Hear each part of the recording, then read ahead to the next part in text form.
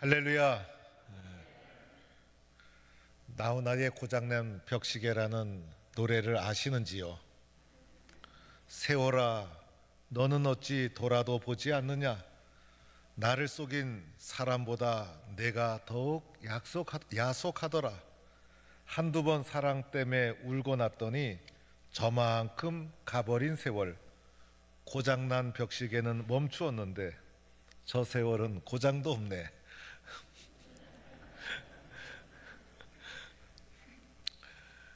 옛날에는 이런 노래를 가사를 보면 뭐 찬송가가 가슴에 착착 와닿지, 이런 노래를 부르면 뭐 저런 노래 부르나 이랬는데 요즘 이상합니다 제가. 2023년도 시작이 되었는데 오늘 셋째 주예요. 이제 벽시계는 고장났지만은 세월은 고장나지 않아요. 이 세월이 벌써 세 번째 주. 우리가 올해도 단단히 마음 잡고 열심히 한 해를 힘차게 달려가는 성도가 되기를 바랍니다. 인생을 잘 살아가려면 저는 이렇게 해야 된다고 생각이 들어요. 잘 나갈 때 교만하지 말고, 그죠? 어렵다고 낙심하지 말자. 그래야 되지 않겠습니까? 그래서 사람이 살다 보면 잘 될 때가 있잖아요. 그런데 잘 될 때 목이 뻣뻣해지고 교만하다면 그 사람은 오래 가지 못할 거예요. 그래서 잘 될 때는 마음을 잘 다스려서 겸손한 마음이 되도록 자기 마음을 겸손하게 잘 낮추고 조절을 해 나가야 되는 거예요. 그런데 또한 어렵고 힘들 때 쉽게 낙심해서는 안 되는 거예요. 그래서 어려움이 찾아왔다고 낙심하고 절망하고 불안하고 근심 때문에 잠을 못 자고 그러면 어떻게 되겠어요? 그러면 그 사람은 문제에서 해결해 나갈 수가 없는 것이죠. 그래서 어려움이 찾아왔을 때 하나님 말씀 붙잡고 믿음으로 이겨나가고, 그렇게 해서 주님 앞에 살아갈 때 그 사람이 마침내 즐거운 날, 기쁜 날이 분명히 찾아올 것이고 복된 인생이 되어지는 거예요.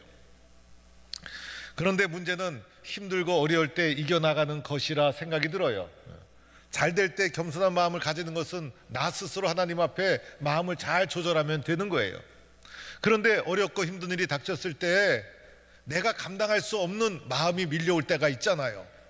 그래서 불안과 근심이 파도처럼 밀려오고, 그래서 두려움이 가득 차서 잠을 자지 못하고, 그래서 식은땀이 흐르고 근심 걱정에 짓눌려서 내 힘으로 벗어날 수 없을 때가 있더라는 거예요. 그런데 사람이 이렇게 힘들 때는요, 어떤 사람의 작은 한마디가, 작은 사랑이 큰 힘이 될 때가 있어요. 그래서 어느 날 어렵고 힘들 때 옆에 있는 믿었던 작은 사람이 와서 작은 용기의 말 한마디, 기도하고 있어, 사랑해, 힘내, 우리가 함께 도와줄게, 이렇게 말 한마디라도 따뜻하게 마음을 전달해 주면 그것이 일어날 수 있는 생명줄이 되어서 힘을 내고 용기를 내고 일어설 수 있게 되더라는 거예요. 우리의 모든 성도들은 이러한 성도가 될 수 있기를 축원합니다. 그런데 세상은 그렇지가 않아요. 그런데 세상은 그렇지가 않더라는 거예요. 세상은 도리어 어렵고 힘들고 실패하고 쓰러지면요, 사람들이 무시하고 짓밟고, 그리고 사람이 잘 되고 능력 있고 힘이 있는 사람은요 그냥 도도되는데, 괜히 사람들이 거기에는 많이 몰려가서 잘 될 줄 알았다, 또 축복한다, 축하한다 그러면서 잘 되는 사람에게는 사람이 많이 몰리고 안 되는 사람에게는 사람들이 무시하고 멸시하고 멀리하고 믿었던 사람도 떨어져 나가고, 이런 일이 일어나기 때문에 어려움이 닥쳤을 때 일어나고 헤쳐나가기가 쉽지가 않더라는 거예요. 사람의 마음이 보니까요 늘 변하는 게 사람의 마음이에요. 그래서 사람의 마음이 수시로 변해요. 어떨 때는 믿었던 사람이 멀어지고 또 멀었던 사람이 가까워지고, 그래서 사람의 마음이 얼마나 자꾸 변하는지 몰라요. 저도 어떨 때는 제 마음을 제가 믿을 수가 없을 때가 있어요. 내 마음이 왜 이러지? 이런 생각이 들 때가 있어요. 아침하고 저녁이 마음이 달라지고요, 생각이 달라질 때가 있어요. 그래서 내 마음을 내가 믿을 수 없는데 나는 하나님이 믿을 수 있는 믿음의 사람인가 라고 생각을 해보면요, 하나님한테 미안할 때가 한두 번이 아니에요. 그래서 수시로 변하는 이 사람의 마음을 의지하고 살아가면요, 불안해서 살 수가 없는 거예요. 수시로 변하는 이 사람의 마음을 의지하며 살아가다가 상처받고 쓰러지게 되더라는 거예요. 특별히 어려움에 처했을 때 사람들이 외면할 때가 많잖아요. 그래서 진짜 어렵고 힘들 때 믿었던 사람의 작은 도움과 사랑이 필요한데, 사람의 마음이 수시로 변하니까 그 믿었던 마음이 상처받고 힘들고 쓰러지고 넘어지게 되더라는 거예요. 그런데 오늘 이사야 62장 읽은 말씀은요, 이스라엘 역사에 가장 비참할 때, 가장 밑바닥에 쓰러졌을 때, 가장 절망적일 때 하나님이 주신 말씀이 오늘 시편 62편의 말씀이에요. 그래서 오늘 시편 62편의 말씀은요, 다윗 왕 때, 솔로몬 왕 때처럼 잘 될 때 칭찬하고 격려하는 이런 분위기에서 하나님이 주신 말씀이 아니라, 이스라엘 역사에 가장 캄캄한 어둠이 깔렸을 때, 세상 모든 나라들이 조롱하고 멸시할 때 하나님이 주신 말씀이 오늘 시편 62편의 말씀이라 할 수가 있어요. 오늘 시편 62편의 말씀의 배경에 대해서 학자들은 이렇게도 말합니다. 오늘 이 말씀의 배경은 아수르에 의해서 나라가 멸망당하기 일보 직전이다. 그래서 아수르라는 강대국이 막 침략해와서 나라가 무너지기 일보 직전이니 얼마나 절망과 혼란과 어둠이 가득 찼겠어요. 그런데 어떤 학자는 이 본문을 잘 분석해 보더니 오늘 이 본문 속에는 바벨론 포로기가 배경이 되어 있다. 그래서 나라가 이미 멸망을 당했고 바벨론 포로기라는 상황을 배경으로 하고 있다는 거예요. 이 바벨론 포로기를 배경으로 하고 있다는 것도 얼마나 절망적입니까? 그래서 이미 나라가 다 망해버리고 말았어요. 나라가 망했으니 그 민족은 얼마나 멸시를 당하겠어요. 그래서 이런 상황을 배경으로 하고 있다는 거예요. 그런데 어떤 학자들은 이 본문을 또 분석하더니 바벨론 포로기보다도 그 이후에 포로기에서 돌아와서 항폐화된 예루살렘을 다시 재건하려는 시대를 배경을 하고 있다, 이렇게 말하기도 합니다. 어떤 것이 맞는지는 우리는 깊이 개입하지 않아도 돼요. 왜냐하면 학자들이 알아서 다 연구할 테니까. 그러나 이 세 가지 배경은 모두가 절망과 바닷가, 황무지와 황폐와 전쟁과 기근과 암흑과 이런 시대적 배경을 가지고 있다는 거예요. 그런데 그 중에서도 어떤 때가 가장 암흑기였을까? 어떤 때가 가장 힘들었을까? 아마도 포로기에서 돌아왔을 때가 가장 힘들었을 거다. 왜냐하면 포로기에서 돌아왔을 때는요, 나라를 다시 일으켜 세우려고 하던 때였어요. 일으켜 세우는 것은 천배 만배 힘이 들고요, 무너지는 것은 순식간이에요. 그래서 아수르의 침략과 바벨론 포로기 때는 닥쳐온 고난을 견디기 위한 몸부림이었다면, 이때는요 나라를 재건하기 위한 몸부림인데 가진 것 하나도 없죠. 나라는 항무지죠. 그리고 능력도 없죠. 그 다음에 돌아온 유대인이 있었죠. 그 땅에 거했던 유대인이 있었죠. 또 그 사이에 그 땅에 유입된 이방인이 있었죠. 야, 보통 복잡한 구조가 아니에요. 그래서 뭔가 할래도 할 수 없는 바닷가 암흑에 떨어진 가장 이스라엘 역사의 어둡고 캄캄한 절망의 때에 62편 말씀이 이사야를 통해서 이스라엘 백성에게 하나님이 주어진 말씀이다 라는 배경을 가지고 오늘 말씀을 살펴보는 거예요. 1절 말씀에 보니까 이런 말씀이 있죠. 1절 말씀에 보니까 1절 말씀에 시온의 의가 빛같이, 예루살렘의 구원이 햇불같이 나타나도록. 오늘 이 시온과 예루살렘은 이스라엘을 가리키는데, 시온과 예루살렘의 상황이 어땠어요? 바닥을 치고 나라가 다 무너지고 캄캄하고 항무지가 되고 뭔가 할래도 할 수 없는 무기력한 캄캄한 바닥에 떨어졌는데, 오늘 이런 시온과 예루살렘을 바라보면서 너희들이 우상 숭배하다니까 그렇게 되었구나라고 하면서 조롱하고 비판하고 욕먹기 딱 좋은 상황인데, 이사야를 통해 주님이 하신 말씀은 이 시온의 의가 일어나되 빛같이 일어난다. 예루살렘이 일어나되 햇불같이 일어난다. 그래서 빛과 햇불은요 어둠을 밝히는 빛을 발산하잖아요. 그래서 형편없는 너희들이 일어나서 만방의 빛을 발하게 될 것이다. 그렇게 하도록 만군의 하나님이 너희를 위해서 잠잠하지 않고 쉬지 않고 일하신다. 이렇게 말씀하고 있는 거예요.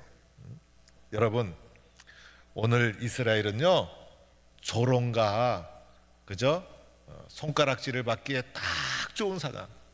세상 모든 사람들이 조롱하는데 도리어 하나님은 이스라엘을 통해서 아니다, 시온과 예루살렘은 일어나되 햇불처럼 일어나서 세상을 밝히는 자가 될 것이다.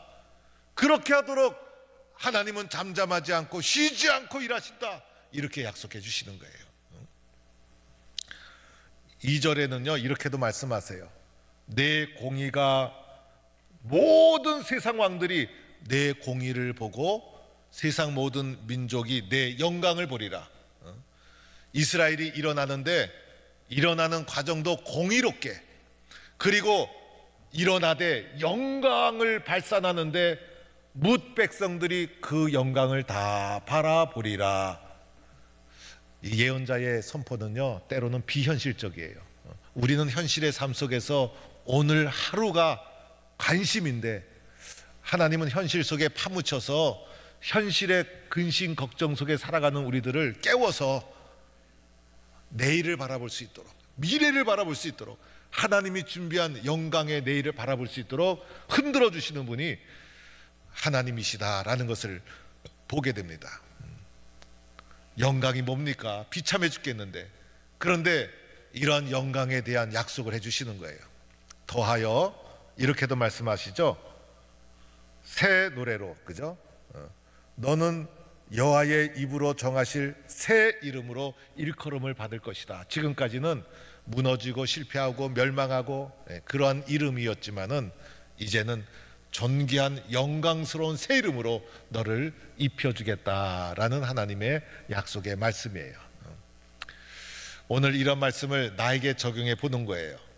나도 보잘것없고 쓸모없지만은 나 같은 자를 들어서 햇불같이 영광스럽게 새 이름으로 일으켜 세워주시기 위해서 쉬지 않으시는 하나님, 오늘도 일하시는 하나님, 이런 하나님이 나에게 이렇게 약속해 주시고 있다. 이렇게 우리는 믿는 거예요. 3절에도 보니까 이렇게도 말하죠. 너를 여호와의 손에 아름다운 관, 하나님의 손에 왕관이 된다. 왕관이 얼마나 좋아요. 아름답고 화려한 왕관, 하나님 손에 있는 왕관이 바로 이스라엘이요, 바로 우리에게 적용해 보면 저와 여러분이라는 거예요. 하나님 손에 있는 화려한 왕관. 지금 이스라엘이 항무지고 무너지는 성읍이고 황폐한데 하나님은 그 현실을 보지 않고 그들에게 약속해 주시기를 너는 내 손에 아름다운 왕관이 되리라.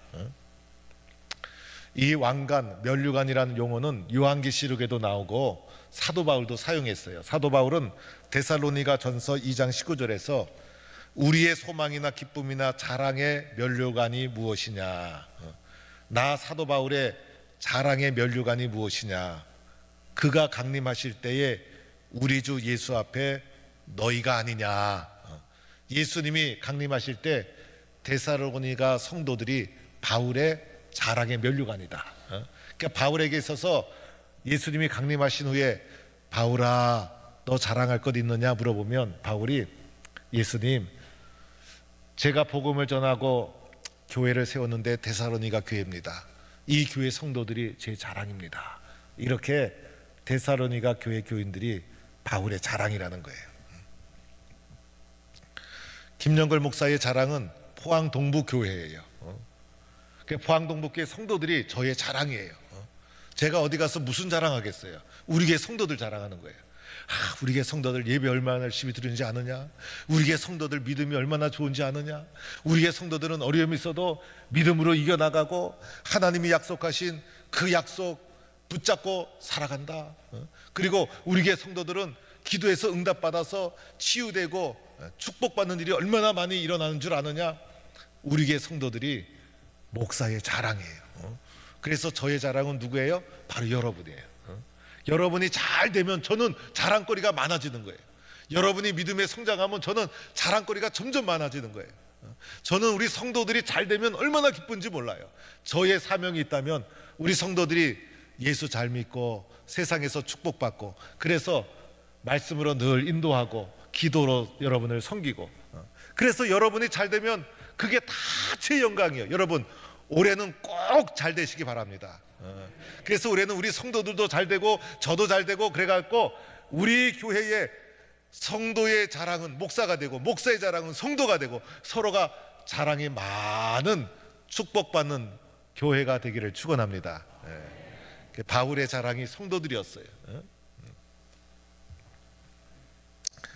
오늘 말씀 마지막 4절 말씀 보겠어요. 4절은 이렇게 쓰여져 있죠. 다시는 너를 버림받은 자라 하지 아니하고 다시는 내 땅을 항무지로 하지 않겠다. 그러니까 다시는이라는 것은 절대 없겠다는 거예요. 그리고 버림받은 자, 항무지 나오죠. 지금 이스라엘의 현실이에요. 현실. 지금 현실이 버림받은 자와 같고 항무지와 같은데, 다시는 버림받은 자가 되지 않고 항무지가 되지 않고, 그러면서 해주신 말씀이 오직 너를 헵시바라 내 땅을 뿔나라 하리라. 우리 주님의 말씀이에요. 오늘 여러분에게 말씀하고자 하는 것이 헵시바 뿔라예요. 그래서 하나님이 오늘 우리들에게 버림받은 자와 같고 항무지와 같고 절망 중에 있는 우리들에게 해주신 말씀이, 상황과 환경과 조건과 내가 가지고 있는 것을 보지 않고 나 자신을 바라보면서 누가 뭐라 그래도 너는 나의 헵시바다, 내가 있는 그곳은 뿔라다, 이렇게 우리에게 선언해 주시고 있는 거예요. 헵시바는요, 그 4절 이하에 설명이 나오죠. 헵시바는 무슨 뜻이에요? 여호와의 기쁨이란 뜻이에요. 그래서 헵시바는 내가 여호와의 기쁨이다. 오늘 이스라엘을 가리켜서도 이스라엘이 바로 하나님의 기쁨이다, 이렇게 말하고 있는 거예요. 여러분, 어떨 때 기뻐요? 좋은 일이 있어야 기쁘잖아요. 그래서 아들이나 손주가 시험을 치고 왔는데 100점을 탁 맞았어요. 기뻐요, 안 기뻐요? 기뻐요. 남편이 승진을 탁 해서 오면 기뻐요, 안 기뻐요? 기뻐요. 아들이 좋은데 합격하면 기쁘죠. 건강하게 탁 진단이 나오면 얼마나 기뻐요. 그래서 우리들은요, 기쁜 일이 있어야 기쁘고 즐거운 거예요.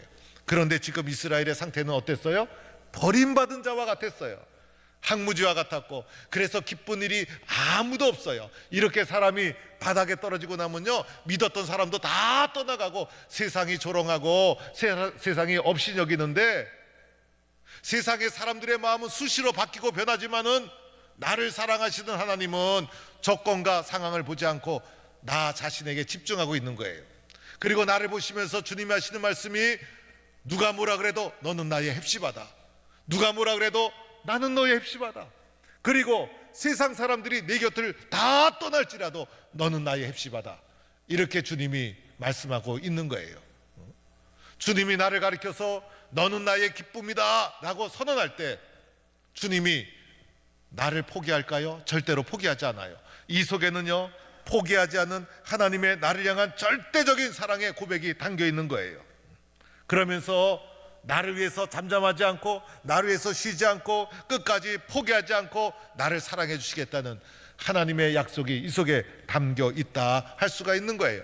그래서 마침내 나를 어떻게 세워주십니까? 하나님 손의 면류관으로 모든 영광을 바라볼 수 있도록, 그리고 모든 세상에 빛을 발하는 햇불이 될 수 있도록, 비록 지금 현실은 어둡고 참담하지만은 하나님께서 너는 나의 헵시바다, 나는 너를 절대로 포기하지 않는다, 너를 도와주시고 너를 위해서 잠잠하지 않겠다라고 선언하시는 하나님의 말씀이라는 거예요.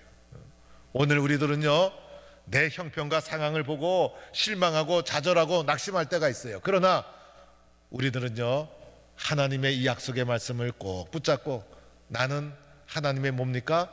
헵시바구나, 하나님은 나를 절대로 포기하지 않는구나, 이렇게 주님의 약속을 꼭 붙잡는 성도가 되기를 축원합니다. 또 하나는 뿔라라 그래. 뿔라. 오늘 이 뿔라라는 발음이 히브리어로도 이제 발음하기가 쉽지 않고 한글로 번역한 것도 쉽지가 않아요. 그냥 뿔라 이렇게 되는데 쌍비읍에다 비유가 있어가지고 어떻게 발음해야 될지 저도 잘 모르겠어요. 뿔라, 뭐 저는 그 발음이 그 발음 같은데, 그래서 쉽게 그냥 뿔라 이렇게 부르도록 할게요. 이 뿔라는요, 결혼한 여인이란 뜻이에요. 그 땅이 나와 결혼했다. 그런데 이 땅이 어떤 땅이에요? 항무지야, 항무지. 그런데 결혼하고 값을 주고 살려면 어떤 땅을 사야 됩니까? 기름진 땅, 풍성한 땅, 그런 땅을 사야 되지 않습니까? 항무지는 뭡니까? 버려진 땅 아닙니까? 누가 항무지를 돌아보겠어요? 그런데 항무지와 같은 이스라엘을, 항무지와 같은 나를 하나님이 어떻게 하셨어요? 나는 그곳과 결혼했다. 그래서 이제 하나님과 나는 뗄래야 뗄 수가 없는 거예요. 법적으로 완전히 묶여져 있어서 하나님은 절대로 나를 포기하지 않겠다는 하나님의 확고한 사랑이 이 속에 담겨 있는 거예요. 오늘 우리에게 적용해 보면 이렇게 적용할 수가 있을 거예요.